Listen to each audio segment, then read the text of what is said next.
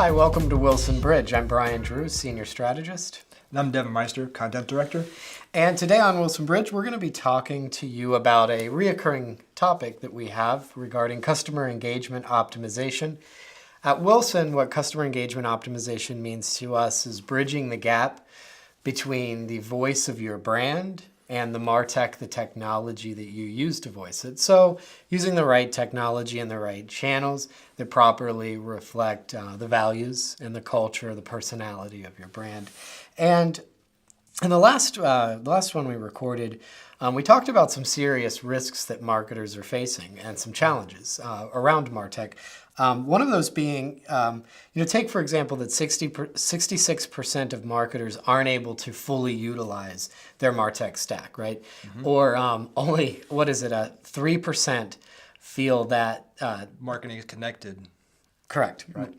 And so in addressing that, we also want to think about the costs associated with jumping into all of these different vendor contracts and having lots of dormant licenses and implementation projects and integrations that vendors say are going to work, but ultimately don't end up working.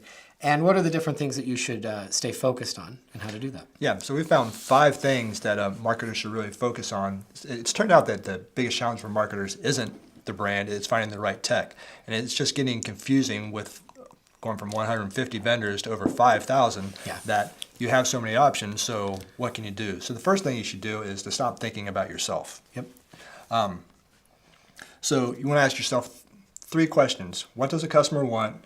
Why do they want it? And how can I help them get it?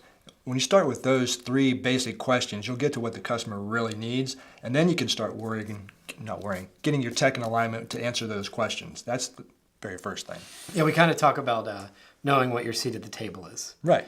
And participating in a conversation, speaking with your audience or within the dialogue that's happening, not just standing in the corner yelling what you want to say. Yeah, and just because everybody has a mobile phone doesn't mean they want a text message from you about anything, depending on your service or your product or what you offer. Yeah. And that's and one of the things where that's particularly important is it's oftentimes your message might be right, but you're saying it in the wrong cadence or the wrong channel in the wrong way. Right. So thinking back on the power of your brand and the culture of your brand, is that channel really reflective of why people want to listen to you and when they want to listen to you? Right. Another thing is the purpose. Why are you communicating with the brand? You want to separate your transactions between your brand and your customer versus transactional type of billing type things. For one example I share with you is I go to my bank for the ATM, and every single time it asks me if I want to get a mortgage through that in the ATM line when I'm trying to get money out or make a deposit or whatever, where I don't have time for this, don't want to do that, not the time or place, hold up the line. Yeah. Love the bank other than that purpose. Totally. When you think about separating transactional and conversational communication, right, is important. And a lot of times companies have their transactional infrastructure set up, and trying to piggyback on that infrastructure to communicate with your customers is not totally bad, but it's probably usually bad. And you have to be very careful about it. So don't cross those two. Your Martech stack and the way you talk with customers should be a separate approach and strategy than how you're transactionally right. talking. And you have the data. I've made the same choice. I've said no every single time for the last 2 years. I put my card in. You know who I am.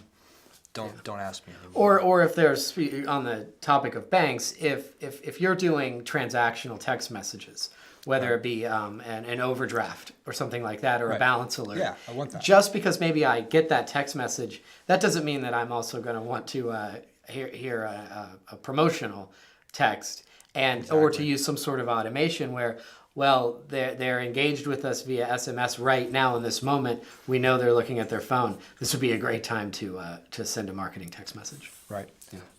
Another one is a lot of marketers seem to think, or lately have gotten so involved with tech that they think that a tech implementation equals marketing. So they're just going down a list. If you're going at the end of the year and your list of accomplishments is I implemented this tech, that's not marketing. That's IT or tech. That's not focusing on your brand that's not focusing on the customer. Putting customer engagement optimization is about putting your brand first. And I think a lot of marketers, and I think a lot of marketers would agree, are inundated with basically IT projects. And your list of prioritizations for a year or a quarter, if you talk to marketers, oftentimes they are IT related, which is important in the sense that IT is the platform in which you speak to customers.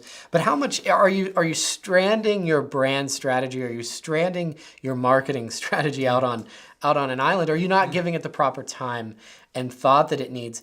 And as you become more project oriented, as you become more implementation oriented, how do you focus on the brand itself and your marketing strategy? Don't forget to be marketers. Right. Yeah. What are you doing for the customer?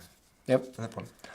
The fourth thing is, and you brought this up and I love this, is cut one thing from your marketing stack. So that'll really tell you when you go and you look at all those things you have, when you have to cut one, you'll realize this is what really, you'll find your most important one and ones you can live without. So you'll find out what is really driving value for your brand. I think there's always something to cut, but it's not so much about cutting one thing.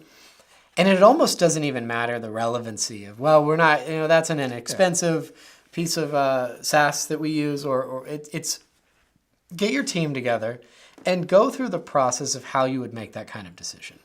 Cut one, maybe you'll cut two, but the action of doing that, the learnings that you'll get out of that, and also it will show different levels of leadership that you're not just wanting, I want the new cool Martech, right? There's always a new thing. We need this, we need that. And a lot of other people, particularly leaders in the company, whether it's your COO or people in operations or people in finance, people in IT, they sometimes get a little confused about, there's always something new, right? Yeah. Show an initiative to cut something.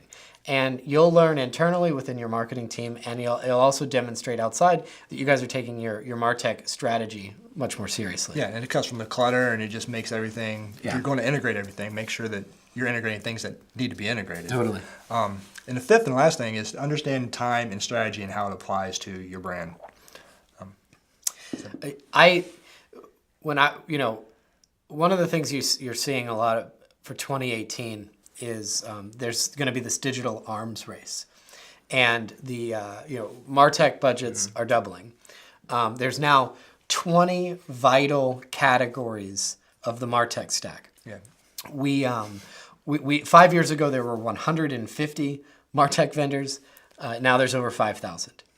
The Martech industry is expected to be about a $25 billion spend. That's growing at 12.5% annually. So there's this explosion, right? Don't get caught up in that. Remember, be a marketer, focus on your brand, focus on your marketing strategy, right? And you have time is on your side, right?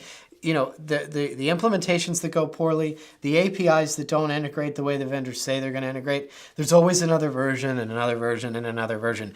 Don't feel that you need to be the early adopter of every piece of Martech. You'll hear about certain industries like financial services and banking where they'll say, they've been slow to adopt a lot of digital channels. I would counter with maybe they've been appropriate. Maybe they've been appropriate for their existing infrastructure and the compliance and regulation they work within. So don't feel that you immediately have to do everything, and you use time on your side.